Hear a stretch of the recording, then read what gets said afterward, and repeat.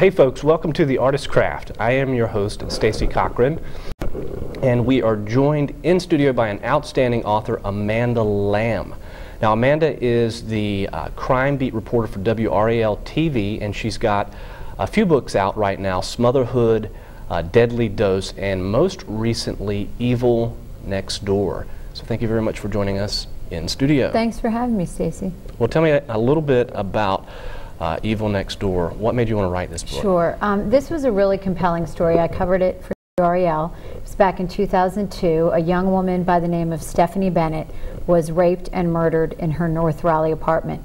And I think what made this case so compelling to me and also to the general public was right away they realized this was a stranger. This was not somebody known to the victim, which is very unusual. In most cases, victims are killed by somebody in their family, somebody close to them, somebody they know.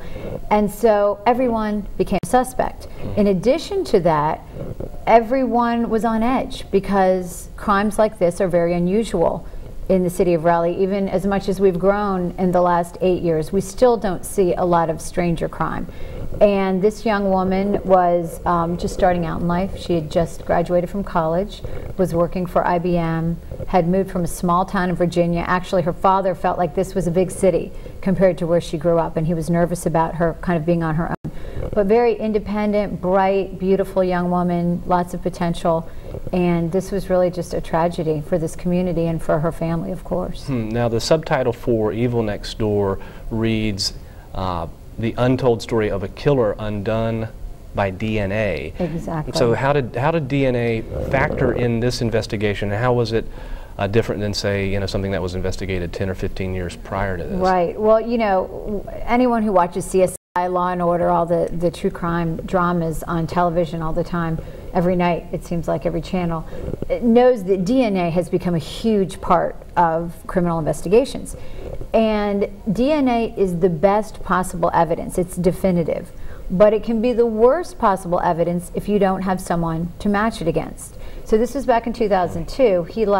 The suspect left DNA all over the crime scene, almost as if to say, catch me if you can. And yet he'd never been arrested.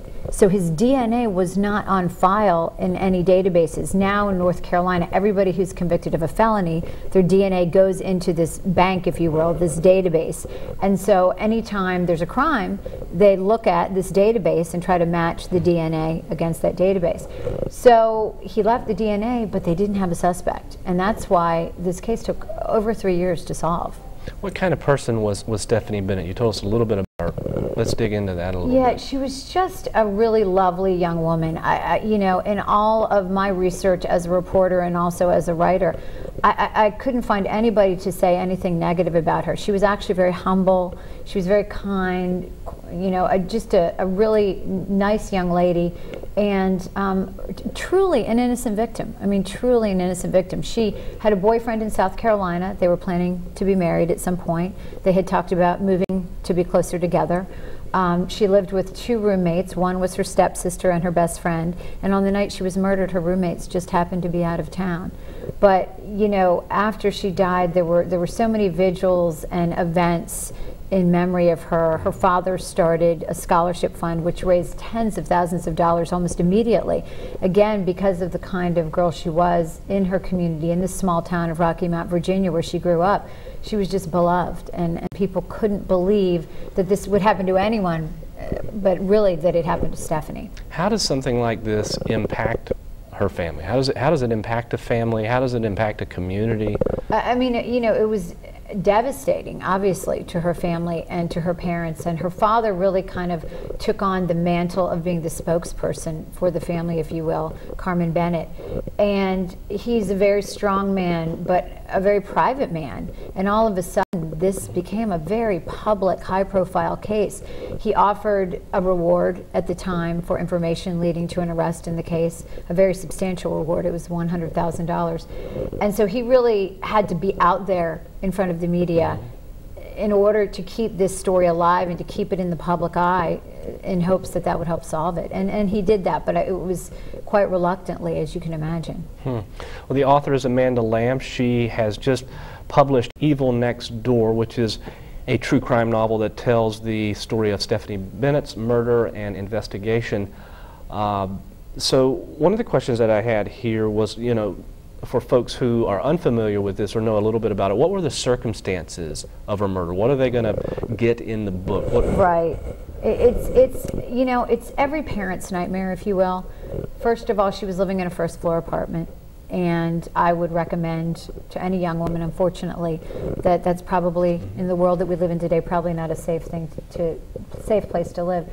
Again, her roommates were out of town. That was unusual. She was somebody that usually always had people around her, so it was unusual for her to be alone. On that particular night, investigators believe that the suspect entered through a bedroom window, not her bedroom, but one of her roommates' bedrooms.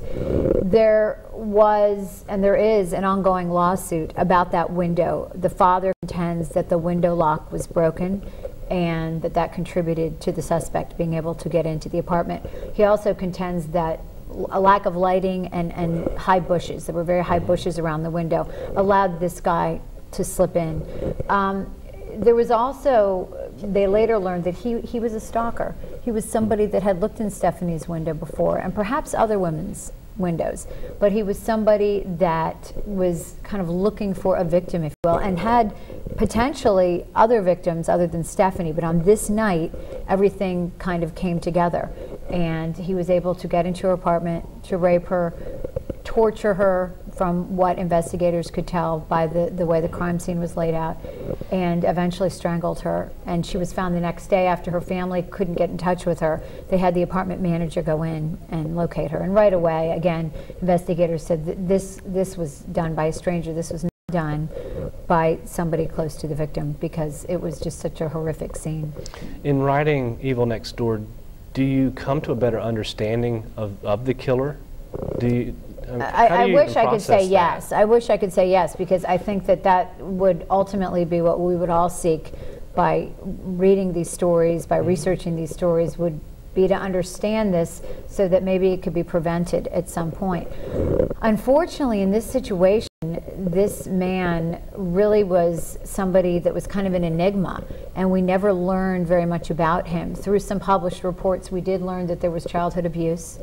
We did learn from some of the people we interviewed, and one of the women in particular, she worked in the laboratory where the suspect worked. He was a scientist for the state of North Carolina, and his name was Drew Planton. And this woman worked closely with him. She also worked closely with police. She was the inside person, if you will, who said, okay, I'm going to help the police, because she actually believed he was innocent. And so she said, I'm going to help the police try to get his DNA and clear him. And of course that wasn't the case. But she described him as very kind and gentle and a bit strange, a bit odd looking. There were some red flags. He's very thin, kind of lanky, looked down at the ground a lot, didn't make eye contact, very antisocial, didn't have any friends or girlfriends. But we all know people like that, and that doesn't automatically make somebody a killer. So even though there were red flags there wasn't necessarily a belief that he was violent or dangerous. So what accounts for his evil then? Well, I think that most psychologists, and I did interview a forensic psychologist for this book, would say that, I mean, there has to be some kind of disconnect, whether he's a sociopath, whether he has some other kind of mental illness. But it's very clear from the steps that he took that he not only planned this, but he also covered it up in the way that he managed to live always within 7 miles of the Raleigh Police Department.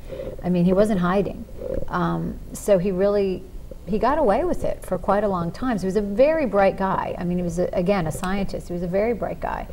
And they did connect him to at least one other murder, a woman in Michigan, and that was a woman who had been shot. They found the gun in his apartment after he was arrested for Stephanie's murder. And so there was a belief that there may have been others, maybe more than 2, which would have made him a serial killer. And I think that the research is still out on that one. We still don't understand why people are serial killers. There's only a handful of them in the world. How do people like this fly under the radar? What can we, as a community, as people living in a neighborhood with somebody potentially like this, what can we do to to spot somebody like this? Is it even possible? Well, I think one of the major things is being aware. What the investigators who solved this case, they went back and they re-interviewed people. They went back to the community. They went back through all the case notes after the case had really gone cold for 2 years. And people started telling them things that they hadn't told the police when the investigation first started. Again, not because they were bad people or because they were hiding anything, but because they said, oh, this doesn't sound important. This doesn't seem important. But it was important. Every little bit of information in a criminal investigation can help.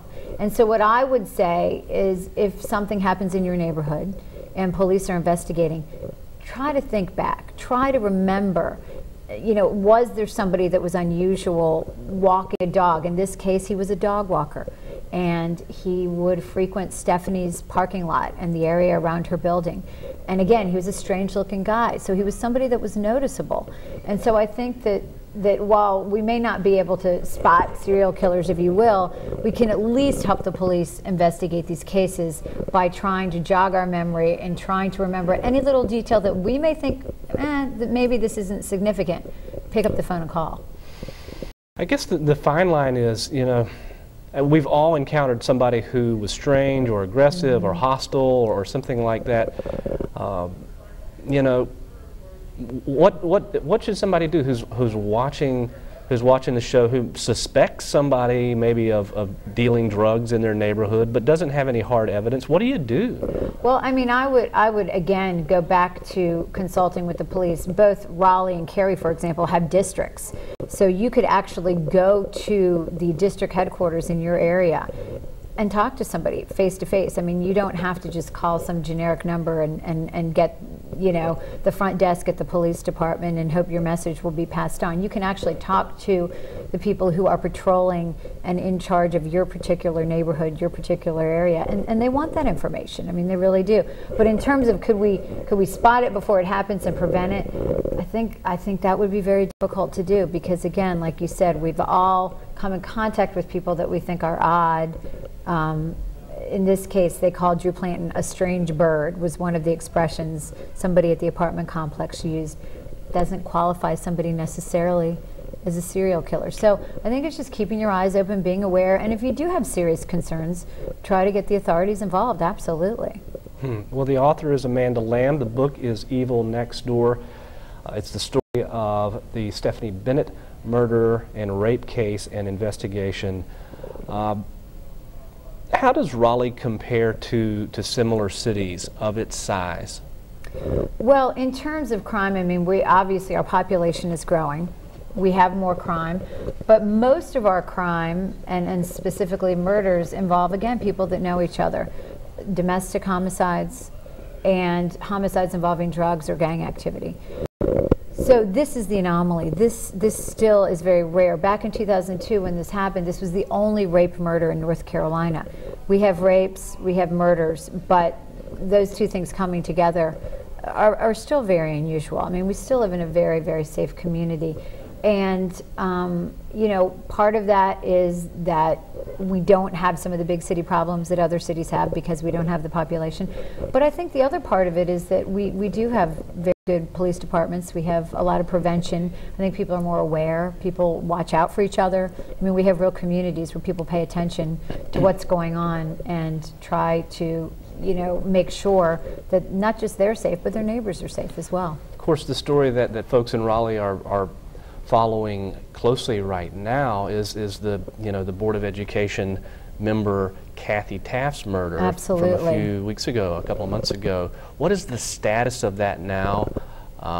Where's the investigation? Has it stalled out? Is it continuing forward? I think it's actually definitely moving forward. I think what the police are doing in this situation, which is very similar to what they did in the Stephanie Bennett case, is they are eliminating people through DNA. They started with the family and friends. They were able to eliminate most of those folks, as it's my understanding, boyfriends, ex-husbands, close acquaintances, things like that.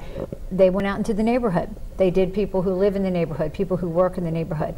And that sounds tedious, it sounds like a lot of work, and it is, but the goal is when they do find that one person who won't take a DNA test, they go to the top of the list because innocent people cooperate with police. That's the rule of thumb. The other thing is they want to be ready when they do find the right person to be able to say, well, we've ruled out all these other people. So I think they're working on this case very hard. And of course it is high profile because of who she is. It's also high profile because it's a safe neighborhood. And again, things like this rarely happen in Raleigh, so when they do, there's a lot of focus. And I really think they're going to solve this one, and I'm very hopeful that it's not going to be a 3-year investigation. I think they're working very hard on it, and I hope we can be the conduit to delivering news on an arrest sometime soon. Wasn't the story that there was another robbery in the neighborhood that weekend? There have been some other robberies. My opinion is that they're not related from sources that I've talked to close to the case. I think that a sexual predator is a very specific type of a criminal, and a burglar is a very specific type of crime, burglary. So I believe that this is a very unique type of a crime, and I think that a person that seeks to do this is somebody that's not looking to burglarize a house per se, but looking for a victim. And so in this case, I would say I don't think they're related. Is the idea there, like in the case in Evil Next Door, that it's somebody who saw her? That's a very good possibility, and I'm sure that's something the police are looking at. I mean, she didn't live there, but she had dated the man that owned the home at one time, and they were still very good friends. So she had spent time in that neighborhood. There's a shopping center behind that house. I'm sure she went to the grocery store. There were restaurants there. I'm sure she went to the restaurants in that shopping center. So it wouldn't be unlikely that people in the neighborhood would have known her face, maybe didn't know her name, but might have seen her. And she's a very attractive lady. And so there's a definite possibility that she didn't know the perpetrator, but the perpetrator might have known of her. So what if folks who are watching the show here locally in Raleigh, what do they need to do if they live in that neighborhood, if they have suspicions, if... They should absolutely share any little piece of information, no matter how insignificant they think it is, with the Raleigh police. They should also, practice really good security in their homes. I mean, I talk to police officers over and over, and it sounds like a broken record, but a house alarm is very important if you can afford one. A dog is a great alarm if you can't afford a house alarm. Lights, lights, lights. People like to come up to a house in the cloak of darkness.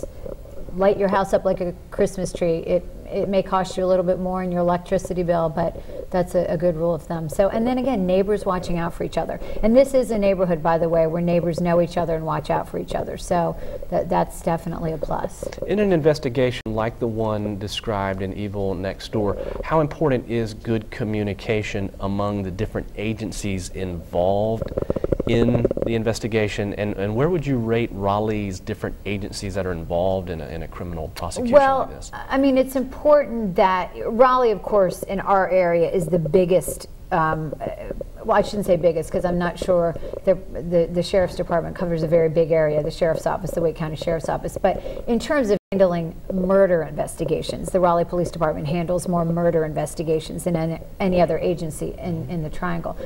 And they work with CCBI, which is the City County Bureau of Identification.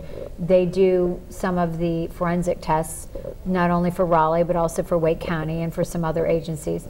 They also work with the SBI, which does all of the DNA testing and some of the other forensic testing. So it's very important that they all work together. And we used to have a big backup of DNA testing with the State Bureau of Investigation, but they've really changed that. They've added a lot of investigators, they've added a lot of people, scientists, to test the DNA, so that's not happening as much, and you're also getting a priority on certain cases. I mean, if there's a killer out there and it's a danger to the community, the SBI is going to put a rush on testing the samples. As a crime reporter who covered the kind of cases like what's in Evil Next Door, I'm sure you've got opinions about how it could be improved. What things could be done to improve the criminal justice system here in Wake County? You know, I think it's just with like anything else. I mean, funding. I think people watch CSI, they watch Law and Order, and they say, oh, these things can be solved in an hour. The same people who are watching these shows are on juries in Wake County. When a prosecutor can't hand them all the evidence on a silver platter, they all of a sudden are skeptical, and sometimes cases where it really appears that somebody's guilty, the cases are lost because the jury doesn't get the forensic evidence or the things that they would like to see. And a lot of that is funding. A lot of that is they just don't have these fancy tools, for example, that CSI has. Some of them don't even exist. But you know, you need to have the scientific background to be able to back all this up. The other thing that's becoming increasingly important in investigations, and my next book that I'm working on involves a lot of computer forensics, emails, text messages, GPS, where is your cell phone bouncing from which tower? And believe it or not, there are very few experts in these areas. And so agencies are now starting to realize they have to hire young people who have this computer expertise, if you will, who can help them in these investigations, because it's becoming, I would say, probably one of the #1 tool in all criminal cases is computer forensics. It played a huge role in the Ann Miller case in Deadly Dose. It did, and that was so early. When you think about it, that was 2000. That was very early for computer forensics. But now, I mean, it's critical. Every step that somebody takes is recorded by their phone, basically. If you leave your phone on and it's with you at all times, that is a GPS. It's bouncing off of towers. Other things like cameras at intersections. Taking a picture of your car as you go through an intersection can clock where you were at what time. Of course, again, emails and text messages leave a trail. Even if you think you've erased them, there are people that can go into a computer and still find them. So how is the writing process and research process similar or different for Deadly Dose in contrast to Evil Next Door? Evil Next Door was very different because in Deadly Dose, I told it through one investigator's eyes, Chris Morgan's eyes. And so Evil Next Door, I decided to try to get a lot of different perspectives. I interviewed 12 people for the book. And so every conversation, if you will, has several different perspectives, and I think that it makes the story, if you will, more complete and more really in line with the true crime genre, which is to interview as many people as you can, get as much perspective as you can on a story, and have different points of view. The one thing that Evil Next Door has, that Deadly Dose had as well, is kind of a behind-the-scenes look into an investigation. And this case did not end with a trial, just like Deadly Dose did not end with a trial. And so the public really didn't know what went on, and this gives you kind of a step-by-step, behind-the-scenes view of how this unfolded. And I think there are a lot of surprises in the book that people who followed the case and people who didn't will be very interested to read about. There was also a transition too with the lead homicide detective, right, Chris Morgan. Correct. How does that factor into, you know, handing an investigation off to somebody else, or new people coming in to you know, I think that historically that can be a really positive thing, because in this case Chris was getting ready to retire. He had been dedicated to this case, but also to the Ann Miller case, which he was, you know, obviously a big part in solving that case, had a big part in solving it. And so in terms of handing it off, he gave it to these investigators who looked at it with fresh eyes. And he even says that in the book. He feels very confident that he chose the right people to hand this case off to, because they were people, Ken Copeland and Jackie Taylor, who went back methodically. They went through case binders that were this thick that would fill up a bookshelf, went back through all the case notes, re-interviewed people, looking for that one little tidbit, that just little piece of evidence that could push this case forward. They re-interviewed people, and they got that tidbit. They got this name of this man who was the strange dog walker.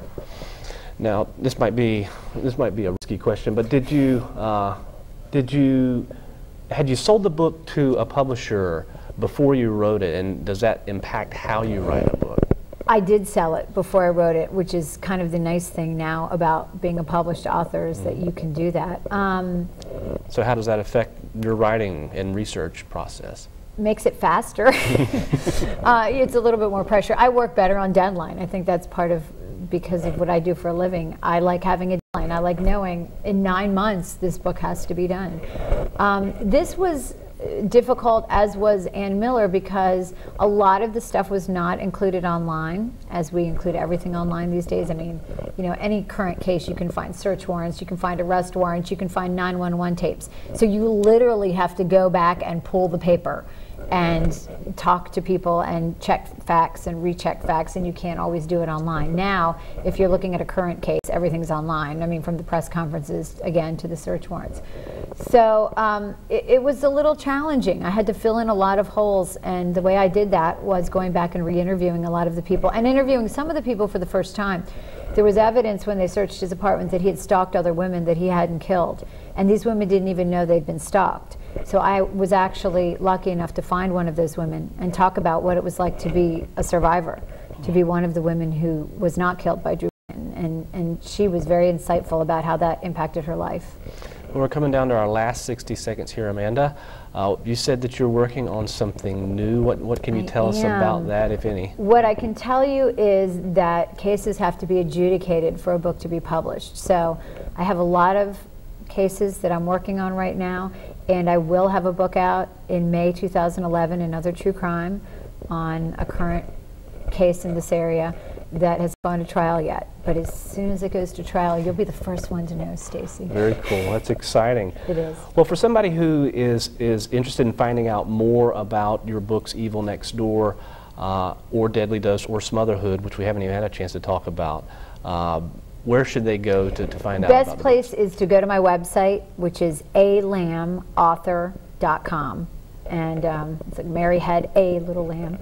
And also I'm on Facebook, on Twitter, so follow me. There you go. Check her out on Facebook and Twitter. And you've got a few bookstore events coming up here in the month of May. This is going to air, you know, the last week of April, first couple of weeks of May. Right, and in May, look at my website. I have tour dates in terms of the events that I'm going to be doing, and I'm always adding. And if anyone has a professional group or store they'd like me to come to, give me a call. My contact's on the website. Very cool. Well, the author is Amanda Lamb. The current book of true crime is Evil Next Door, The Untold Story of a Killer Undone by DNA. It tells a story of the Stephanie Bennett rape and murder case and investigation here in Raleigh, North Carolina. The other books are Deadly Dose and Smotherhood. You can find out about them on her website as well. I want to thank you, Amanda, for joining us in studio today. Thanks for having me, Stacey. And for all of us here at the Artist Craft, Michael and Marnie working tirelessly in the control room, and the good folks over in Master Control as well, I want to thank you all for tuning in. Thanks so much.